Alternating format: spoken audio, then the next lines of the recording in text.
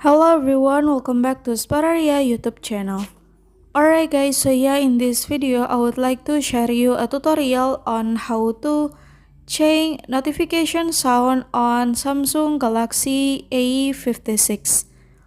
Alright guys, so yeah, if you guys feel bored with your notification sound, don't need to be worried because Samsung Galaxy A56 provides a lot of notification sound with various genre that you can use as you want. And how to change your notification sound is very easy. So yeah, without any further ado, now let's get started to the tutorial. Alright guys, so yeah, the first thing first that you have to do is now you can go to settings menu on your phone like this.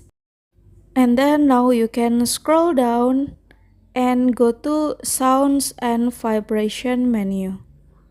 And then after that, now you can click on notification sound, and here you can choose the notification sound that you want. Alright guys, so yeah, I will choose this one, and your notification sound has changed. Okay, here's the tutorial, and thank you so much for watching. See you guys on the next video. Bye.